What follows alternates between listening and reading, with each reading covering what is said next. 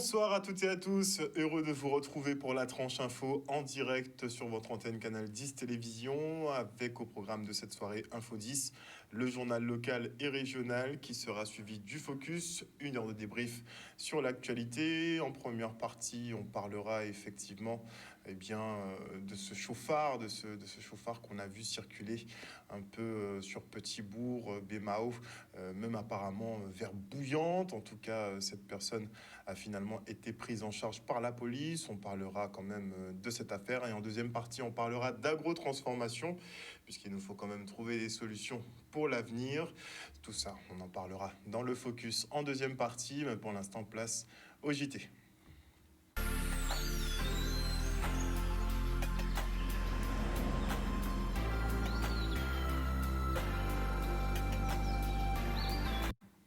Nous sommes le mardi 13 septembre 2022 et nous sommes en vigilance jaune pour fortes pluies et orages et le temps risque de se dégrader en plus ces prochains jours.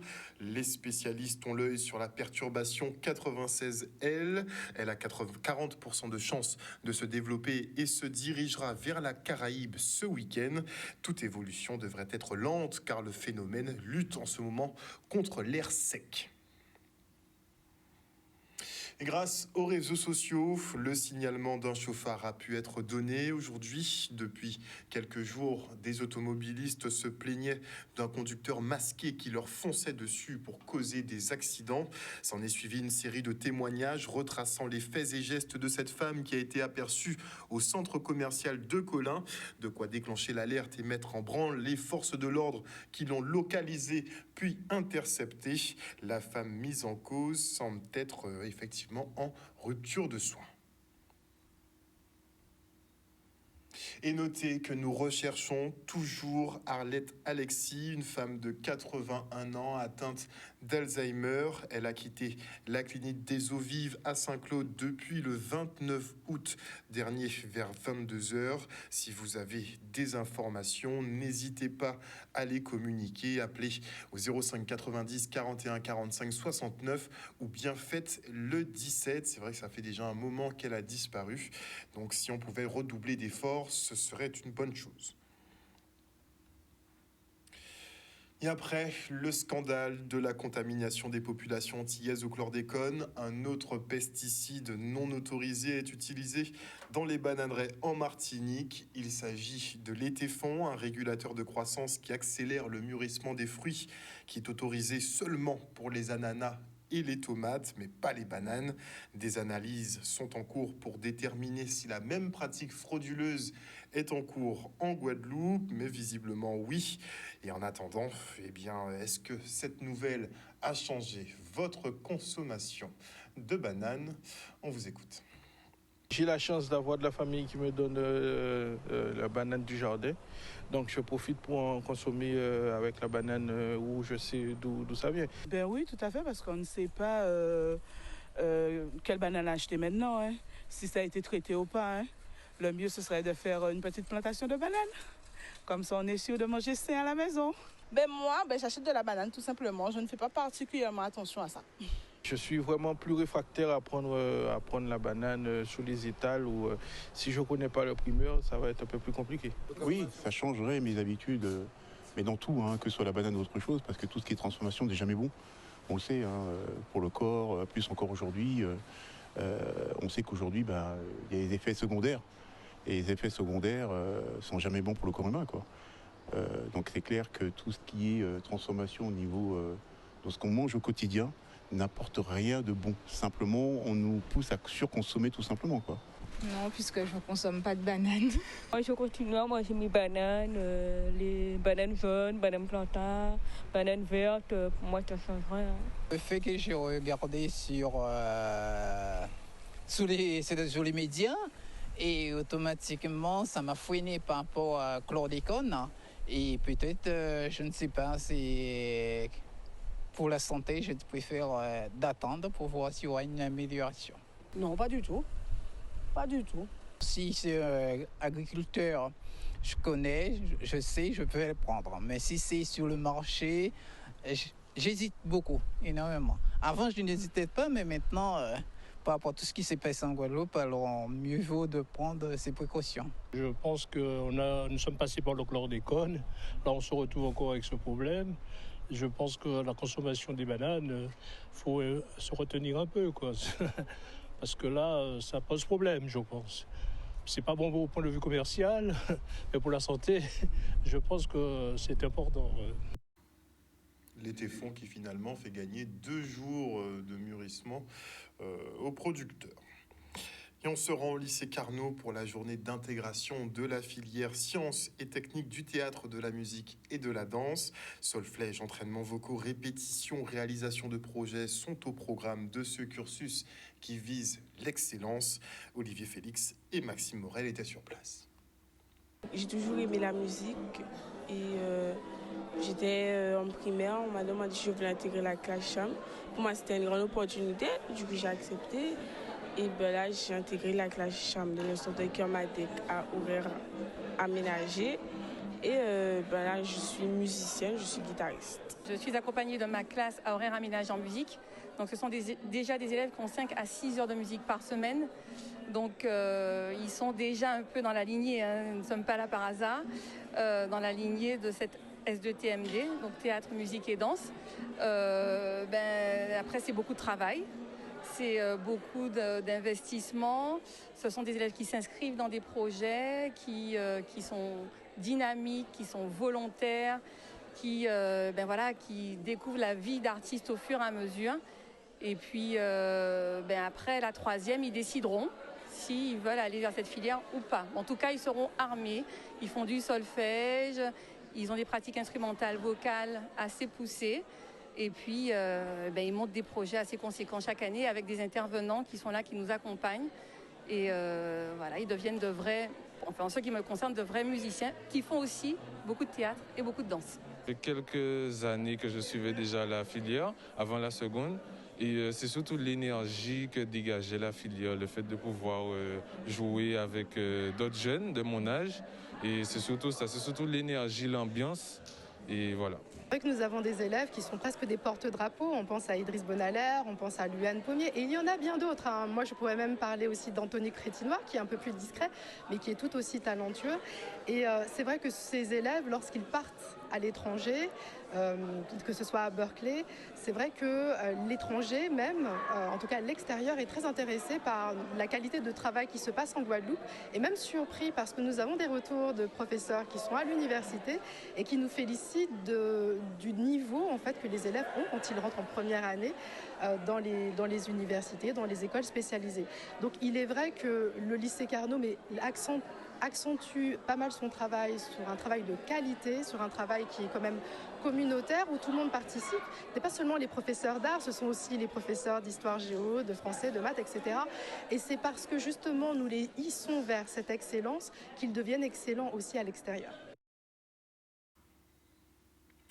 Et on enchaîne avec la célébration des 10 ans du Fondalca, cet énorme tambour placé à Duval qui symbolise un pan de notre patrimoine culturel. Le reste en images. Nous avons fêté 10 années à Fondalca.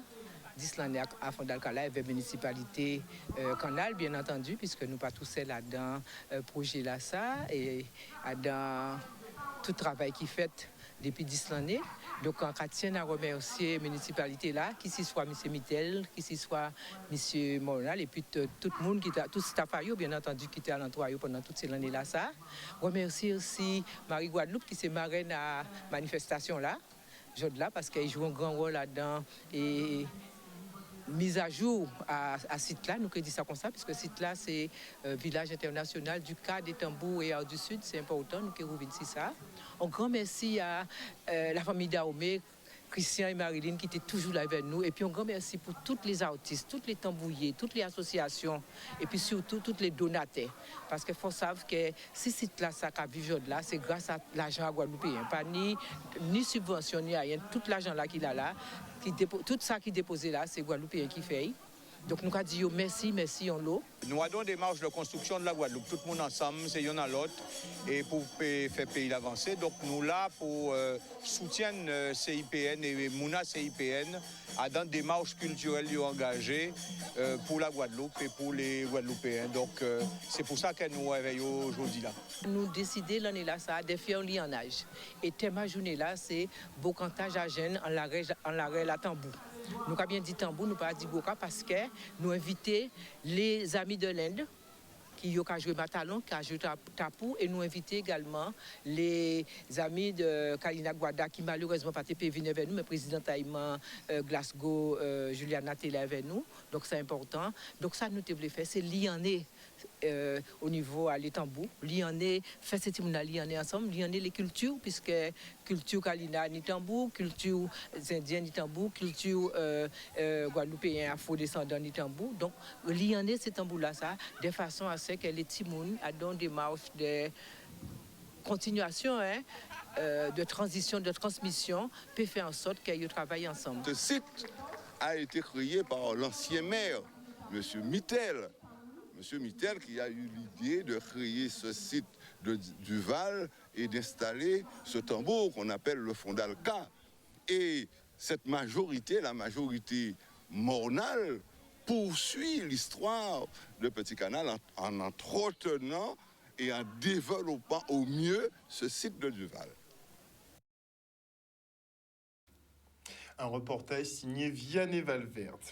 Et maintenant, je reçois Madame Béatrice Biabiani, agent administratif au service culture de la ville de Trois-Rivières, qui organise les journées du patrimoine du 16 au 18 septembre prochain. Bonsoir Madame Biabiani. Bonsoir Monsieur Luce. Alors, qu'avons-nous au programme de ces journées du patrimoine de la ville de Trois-Rivières? Au programme des journées du patrimoine de la ville de Trois-Rivières, nous avons deux parties. La première partie qui se déroulera le vendredi 16 en collaboration avec le CAUE pour donc Centre d'architecture et d'urbanisme. D'urbanisme, tout à fait. Pour les enfants du patrimoine, c'est une manifestation ludopédagogique et cette manifestation est réservée aux scolaires. Alors à Trois-Rivières, nous avons 4 ateliers. Le centre de ressources d'archéologie au Collège des Roches-Gravées. Nous avons la maison Pétrolidzi à l'Ermitage que nous allons faire visiter et des ateliers coco, vannerie, tout ce qu'il y a autour du manioc, les savoir-faire amérindiens. Tout ça, ça se passe au Collège des Roches-Gravées. Très bien. Voilà. Et le site des Roches-Gravées alors? Le site des Roches-Gravées sera visité, mais c'est le conseil départemental qui a la charge de ce... D'accord, c'est légèrement à part. À part, voilà. Ça se casse sur Trois-Rivières, mais pas la commune qui organise. Très bien. Voilà. Et le 16 au soir, nous avons un hommage à M. Carloman Bassett, justement parce que le centre de ressources est à son nom, le centre de ressources archéologiques Carloman Bassett. Donc on sent que la ville de Trois-Rivières a une petite affection particulière pour Carloman Bassett. Qui était-il? Alors, Carloman Bassett, c'était un militant de première heure, un écrivain et un amour, il avait l'amour en tout cas de l'archéologie sur le territoire. Ah, très bien. Donc ce sera l'occasion d'en savoir plus sur cet homme qui s'est aussi beaucoup battu pour la Guadeloupe. Pour la Guadeloupe, tout à fait. Et alors c'est pour ça que le soir, on lui rend un vibrant hommage. Parce que déjà, c'est la première année de sa mort. C'est l'anniversaire qui a eu lieu au mois d'août. Exactement. Voilà. Puis le samedi 17, nous avons au collège, justement, la visite du centre de ressources de 9h à midi. Le dimanche, nous avons le samedi aussi, nous avons la visite au jardin botanique de Kananga. C'est le musée de la graine qui se trouve à la coulisse. Musée de la graine. Qui se trouve à la coulisse Trois-Rivières. D'accord. Voilà. On connaît la rivière effectivement à la coulisse. Mais il y a un musée qui s'appelle la trace, mais il y a un musée. Il y a un musée, ça s'appelle le jardin de Kananga. Et il y a aussi le musée de la graine à l'intérieur. D'accord, très bien. Voilà. Et le dimanche, nous avons la randonnée sous la trace des Awawak qui se trouve aussi à la coulisse. Voilà. Un programme chargé, un programme chargé. Par contre, pour la marche, c'est déjà complet. Parce que nous avons un nombre limité de personnes à recevoir par mesure de sécurité. Il reste encore des places au centre de ressources et pour les jardins botaniques de Kananga. Donc ça fonctionne bien finalement, les journées du patrimoine? Oui, les gens sont intéressés, ça fonctionne bien. Très bien. Merci beaucoup en tout cas, Madame Gabiani, de nous avoir délivré. Allez-y. Oui, je voulais donner juste un numéro de téléphone. Bien sûr, allez-y. Alors, pour s'inscrire, c'est le 05 90 92 45 10 ou le 06 90 50 24 59. Il faut se dépêcher, les places sont chères. Les places sont chères, ou sinon, allez sur le Facebook de la mairie Trois-Rivières pour pouvoir vous inscrire en ligne. Merci encore, Madame Gabiani. Je le rappelle, agent administratif au service culture de la ville de Trois-Rivières, d'être venu nous présenter justement ces journées du patrimoine qui se tiendront donc du 16 au 18 septembre prochain, donc tout le week-end. Il y aura de quoi faire sur le territoire de Trois-Rivières. Et maintenant, on souhaite un très joyeux anniversaire à Madame Gradel qui célèbre ses 100 ans. Et pour ce jour de fête, ses proches lui ont organisé une belle surprise dans sa ville du Moule. Une partie de sa famille a même fait le déplacement depuis l'Hexagone pour célébrer ce moment. Regardez. Aujourd'hui, elle a 100 ans et j'ai réuni la famille et on fait une petite fête pour elle. Et ça se passe bien. Il y a la famille qui a fait un petit discours et on est fiers qu'elle ait atteint cet âge et on espère encore pouvoir la fêter quelques années encore. Et je remercie le Seigneur pour tout ce qu'elle a fait pour moi et pour tous les enfants qu'elle a élevés parce qu'elle a eu un fils unique, mais elle a élevé des enfants. Et c'est une femme bien et je suis fier de ma mère. Une femme solide, toujours souriante et travailleuse. Je viens en métropole et nous avons tous fait des voyages spécialement pour l'anniversaire, donc pour les 100 ans de Tati Françoise et tout. Et quand on était petits, c'est elle qui s'occupait de nous, qui nous aidait, c'est elle qui nous coiffait. Elle aimait bien coiffer, donc elle nous coiffait avant d'aller à l'école et tout. C'est notre grande tante, quoi. C'est le pilier de la famille. C'est elle qui m'a un peu élevée quand j'étais plus jeune. Elle était toujours douce, toujours à l'écoute, toujours bienveillante avec moi, toujours protectrice aussi. Et c'est la seule chose que je peux dire. Et on se rend aux côtés de Miss Guadeloupe, qui était de passage chez elle à Basse-Terre. De quoi ravir la population qui plébiscite cette reine de beauté qui est en lice pour le national. Regardez.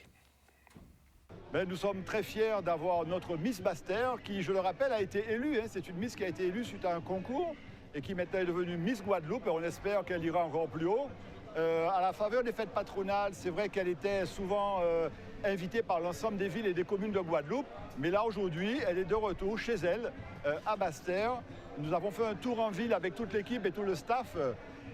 L'accueil a vraiment été très chaleureux. Les Basse-Terriens étaient contents de voir leur Miss, de saluer leur Miss Basse-Terre, leur Miss Guadeloupe. C'est un moment de partage avec cette population très sympathique et nécessaire.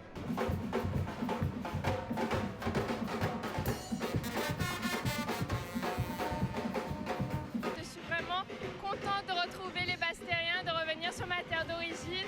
C'est vraiment un très beau moment et ça me fait plaisir de voir la ferveur des gens. Les gens sont contents, réceptifs. C'est vraiment un très beau moment. Merci beaucoup à eux. C'est une fille qui est belle, oui, d'accord, intelligente et humble surtout. Je suis persuadée qu'il dira toutes les qualités pour gagner le titre de Miss France. Elle est belle, elle est intelligente, on l'a dit, mais surtout elle aime les gens. Et en fait, c'est ça, aimer son prochain, c'est une valeur importante pour devenir Miss France selon moi. Et nous sommes en vigilance jaune pour fortes pluies et orages, mais aussi pour vagues submersions. Un temps idéal pour les surfeurs qui avaient de beaux rouleaux à Port-Louis. Le reportage.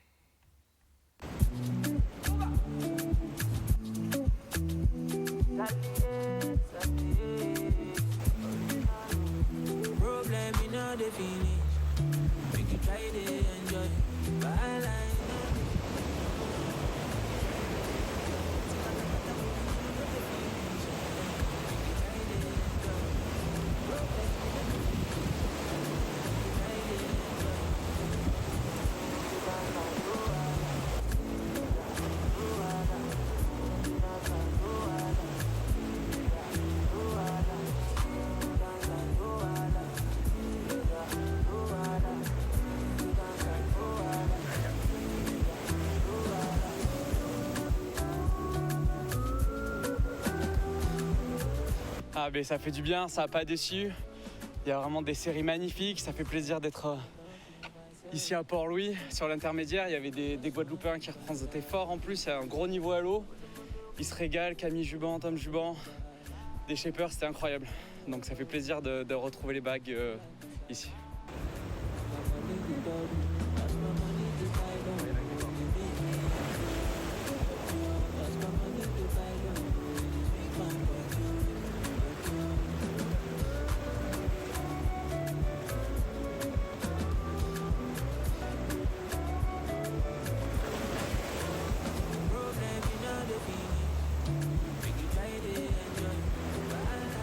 Mais il t'est arrivé quoi là? Ah mais là c'est en sortant, j'ai été un peu gourmand. J'ai voulu prendre un petit raccourci et c'est le riff qui a pas pardonné. Mais bon ça va, j'ai rien, la board a rien, donc on s'en sort bien. Tu fais quoi? Tu vas y retourner? Cet après-midi, mais je pense que j'irai sur des vagues un petit peu plus petites. Là j'ai eu 2 heures de bonne rame non-stop dans les pattes, donc ça va.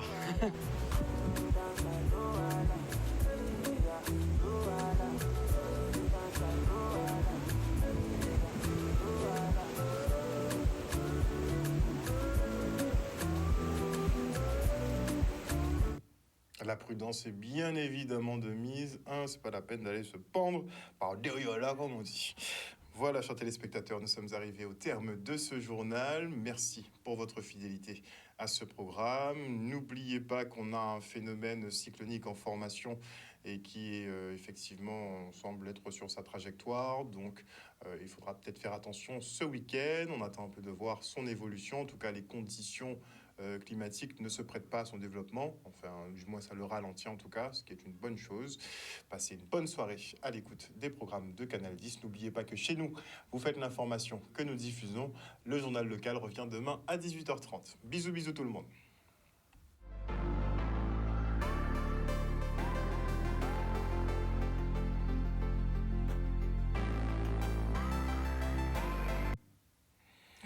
À venir dans la tranche info sur Canal 10, le Focus, 1 heure de débat sur l'actualité. On parlera de ce chauffeur fou qui a finalement été signalé par les réseaux sociaux et retrouvé par les forces de l'ordre.